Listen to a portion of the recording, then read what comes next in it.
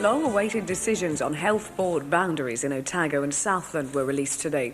South Otago, centred on Balclutha Hospital, will lose its status as an independent health district. The Minister of Health has directed it be absorbed in the Otago Health Board.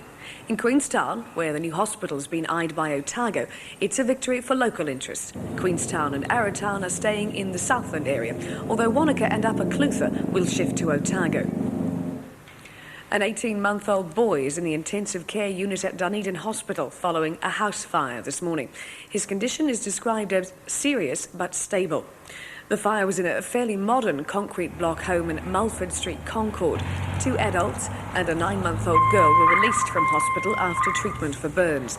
The fire service isn't yet releasing details about the cause of the fire, but it's understood to have started from a pillow falling on an electric heater. The Wallace County Council is going to court next week to appeal against the Local Government Commission's decision to reorganise its boundaries. The County Council claims the Commission didn't consider its submissions on local government reform, nor attempt to discuss them.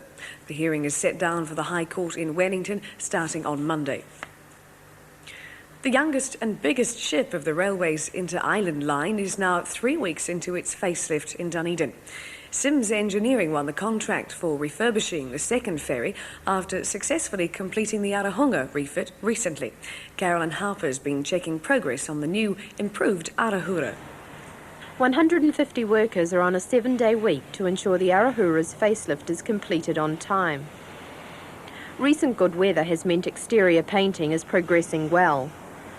The finished Arahura will be all white with green and blue stripes down the main body of the ship. The funnel is being stripped of the old colours in preparation for the new Inter-Island Ferry logo of the dolphin. The finished ship will look something like this. Inside, the bar area is being totally refurbished. Colonnades delivered yesterday will be a feature, and already people have put their own touches on the statues. The old restaurant and kitchen areas have been torn out and new ones are being built. All the workers are busy, either painting, tiling the food preparation area, or seeing to the wiring. The promenade area is also being given a facelift. It's hoped the new design will give a feeling of openness with great views of the sea during the inter-island crossing.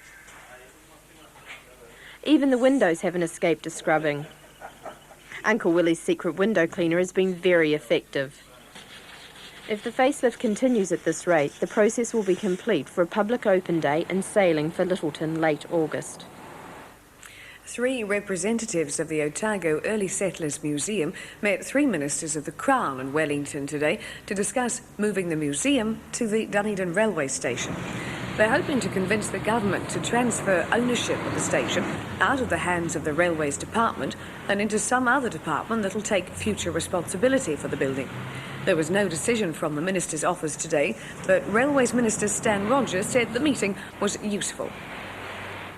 Health unions in Dunedin have set up a hotline, lending an ear to people worried about the multi-million-dollar health board cuts. Phones are being answered till 10 in the evening, working up towards a march and meeting in the city on Friday evening. The number to ring is Dunedin 740950. A flurry of activity outside Dunedin's banks today heralded the beginning of the end of New Zealand's longest copper trail. By the time it's finished, it'll be worth over $1 million, and there'll be no copper coins left in the country's banks. All the 1 and 2 cent coins are being collected to be sent to the Reserve Bank in Wellington and melted down. Although security staff were in evidence, guarding the money wasn't really a problem. Even fully loaded with coins, the rig was worth more than its cargo. The flooding of the Cromwell Gorge may be delayed once again, but there's one part of the hydro development that needs all the time it can get to reach completion. The recreation of part of the old town of Cromwell is going ahead gradually, but it's taking time and money, as Michael Lynch reports. 4 years ago, the main street of Cromwell looked like this. Today, it's pretty much a barren beach, waiting for a lake that may happen next year, or, as they're now saying up there, sometime later. But one thing is solid in Cromwell: the old buildings being recreated as an historic precinct on the lakeshore. By and large, they're faithful copies of some of the old town's stone buildings. and enthusiastic local committees lobbied hard for the $500,000 or so spent here. It's squabbled about the degree of authenticity needed, but the buildings are going up and looking pretty good. Oh, you're learning all the time. Yeah, you're sort of getting better, able to use the eye. It's training of the eye is the really important thing, isn't it? The old stables are almost finished, down to the heavy red pine beams specially milled on the coast. The renovated Morell's cottage is almost finished too, and it already has a certain warmth about it. There is an element of sleight of hand, laying stone over reinforced concrete to comply with building codes, but the final result is pleasing. In 100 years' time, do you think these buildings here are going to give people the feel of the past? I hope so. Oh, I think, yeah, for sure. I really do. Yeah. The Lakeshore complex is due for completion and landscaping in time for the 1990s celebrations. Cold weather clothing is coming under the scrutiny of a Norwegian textiles expert who is this year's William Evans Fellow at Otago University. Dr. Vibi Kopke is involved in testing the safety and suitability of new textiles and materials for clothing, and she'll spend 2 months attached to the Department of Consumer and Applied Sciences. Alan Brady has that story. Cold weather clothing's something Norwegians are familiar with, and Vibi Kopke had her first look at New Zealand-designed ski gear at the weekend. A whole range of new high-tech materials are now being used. They're light, comfortable, look good and even breathe. Skiers and mountaineers no longer have to rely solely on heavily padded garments to keep warm.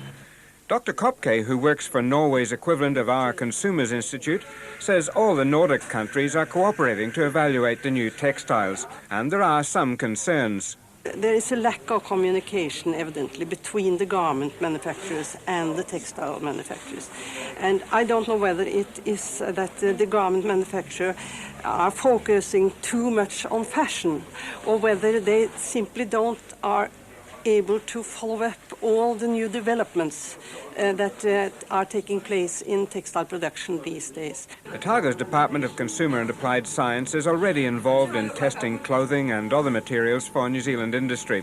This climate room can simulate conditions ranging from extreme cold to high heat and humidity. All of these products, they are very good, but you should put them to the right end use. And I think this is a task that should be carried out not only by trial and error by the consumer, but being done systematically in the laboratory.